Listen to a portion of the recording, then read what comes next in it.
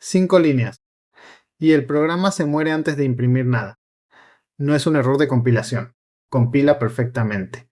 Es en tiempo de ejecución y el mensaje que da es de los más raros que verás. Todas las gorutines están dormidas. Este es el código entero. No falta nada. Creo un canal de entero sin decir nada más. Le mando un 1 y luego leo de él para imprimirlo.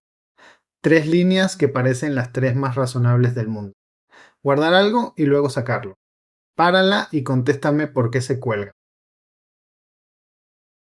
Y esta es la salida real. Fíjate en el corchete de la tercera línea porque ahí está la pista entera. Enviando por un canal. La gorutina en principal se quedó dormida en la línea del envío, no en la de la lectura. Y la respuesta cabe en una imagen.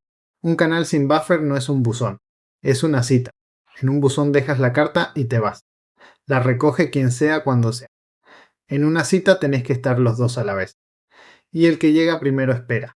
Un canal sin buffer es lo segundo. El que envía se queda parado hasta que alguien recibe. Y en este programa el que envía y el que recibe son la misma gorutine. Así que se queda esperando a sí mismo. Es un abrazo mortal de una sola persona. La línea de la lectura, la que arreglaría todo, está justo debajo. Y no se va a ejecutar nunca, porque para llegar a ella hay que pasar por la que está bloqueada.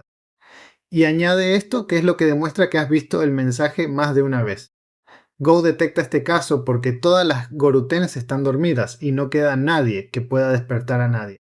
Si hubiera una sola gorutine viva por ahí, aunque no tuviera nada que ver, no habría mensaje. El programa se quedaría colgado en silencio para siempre. Y eso, colgado en silencio, es lo que te pasa en un servidor de verdad, donde siempre hay algo escuchando. Vamos con la repregunta. Y aquí es donde se separa quien lo entiende de quien se lo sabe. ¿Cómo lo arreglas? Hay 2 arreglos. Y la respuesta mala es dar uno. La respuesta buena es dar los 2 y decir cuál va aquí. El primero, darle buzón al canal. Le pones un 1 al crearlo y ya cabe un mensaje dentro. El segundo, sacar el envío a otra gorutine, para que haya alguien al otro lado. Los dos imprimen lo mismo. Mismo resultado. Y programas completamente distintos. Con el buzón has desacoplado en el tiempo. El que envía ya no espera a nadie mientras quepa. Con la gorutín has mantenido la cita, sigue habiendo 2 partes que se encuentran. Y aquí va la frase que hay que decir. El buffer no arregla el problema, lo aplaza. Con buzón para uno, el segundo envío se vuelve a bloquear. Has cambiado colgarse en el mensaje 1 por colgarse en el mensaje 2. Por eso el arreglo bueno en la inmensa mayoría de los casos es el segundo, que haya alguien al otro lado. Y el buffer se usa cuando lo has decidido a propósito, sabiendo cuántos caben y qué pasa cuando se llena. Segunda pregunta de esta ronda, y esta cae muchísimo porque el fallo está en una línea que parece igual de buena en 2 sitios. ¿Dónde va la línea que apunta cuántas gorutines vas a esperar? Lanzo 1000 gorutines. En la primera versión apunto una desde dentro de cada gorutine, que es donde parece natural ponerlo. En la segunda, justo antes de lanzarla. Cada una suma 1 a un contador seguro, así que las dos deberían llegar a 1000. Y esto es lo que sale. 963 en esa corrida. Y ese número cambia cada vez que lo ejecutas, que es justo lo que lo hace difícil de cazar. El porqué es de relojería.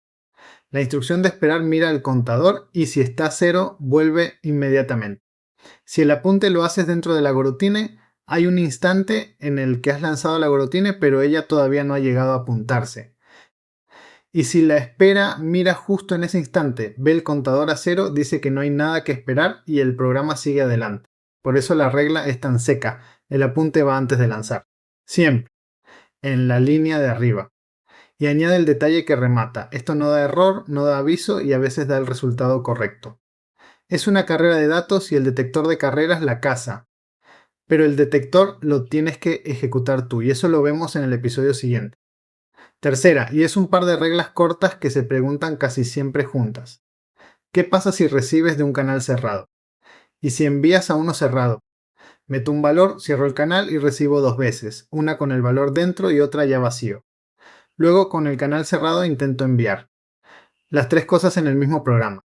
Recibir de un canal cerrado va perfectamente. Te da el valor 0 y un falso que te dice que ya no queda nada. Y lo importante, no se bloquea. Un canal cerrado se puede leer todas las veces que quieras. Enviar, en cambio, revienta. Y de esas dos reglas sale la única regla de cierre que necesitas. Cierra siempre el que envía. Nunca el que recibe, porque el que recibe no puede saber si queda alguien más enviando. Si cierra, condena a los demás a un pánico. Y si hay varios enviando, el cierre no es de ninguno. Hace falta algo que espere a que acaben todos y cierre después. Y te dejo la última, que es la que menos gente menciona y la que más dinero cuesta. Escribo una función que lanza una gorutine para mandar un valor por un canal. Y se va sin leerlo.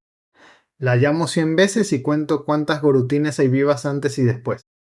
El programa termina sin ningún error. 101. Cada una está parada esperando a que alguien reciba lo que envía y nadie va a recibir nunca.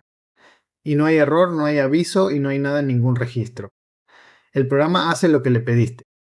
En un programa que arranca y termina, esto no importa, el proceso muere y se lo lleva todo. En un servidor que atiende peticiones día y noche, esa fuga crece por cada petición. Y un día el proceso se muere por memoria y nadie entiende por qué. Y la respuesta a cómo se evita es la que enlaza con el episodio 7. Toda goroutine tiene que tener una forma de terminar. Y hay una repregunta que llega casi siempre después de esta y que tiene trampa. ¿Cuántas goroutines puedes lanzar? La trampa es que la pregunta pide un número, y contestar con un número es fallar, porque el número existe y es enorme. Una goroutine arranca ocupando muy poco y crece según necesita, así que caben cientos de miles sin despeinarse. Y por eso el límite nunca lo pone Go. Lo pone lo que hay al otro lado. Si cada goroutine abre una conexión a una base de datos, el límite son las conexiones que aguanta esa base de datos. Si cada una abre un fichero, el límite son los ficheros que te deja abrir el sistema. Y si cada una llama a una interfaz de programación ajena, el límite es lo que aguante esa interfaz antes de bloquearte. Por eso la respuesta que cierra la pregunta no es un número, es que hay que poner un tope tú y que ese tope se llama grupo de trabajadores. Y cómo se construye ese tope es literalmente el ejercicio del último episodio de esta serie. Y lo honesto, el abrazo mortal de las 5 líneas casi no lo vas a ver nunca, porque es demasiado evidente. Es una pregunta de entrevista, no un fallo de producción. Lo que sí te vas a encontrar es lo otro, el apunte mal puesto, y sobre todo las gorutines que nunca mueren. Y los dos tienen en común lo peor que puede tener un fallo, que no avisan y que a veces funcionan. 4 frases para la entrevista. 1. Un canal sin buffer es una cita, no un buzón. El que envía espera. 2. Hay 2 arreglos y el buffer aplaza el problema en vez de resolverlo. 3.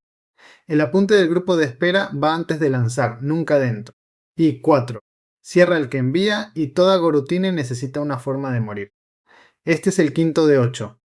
En el siguiente, la pregunta con la que se cae más gente, mutex o canal y el detector que lo demuestra. Y dime una cosa, ¿tú has visto alguna vez el mensaje de todas las gorutines dormidas en un proyecto de verdad? Te dejo un par de vídeos por aquí. Tienes unos segundos para elegir.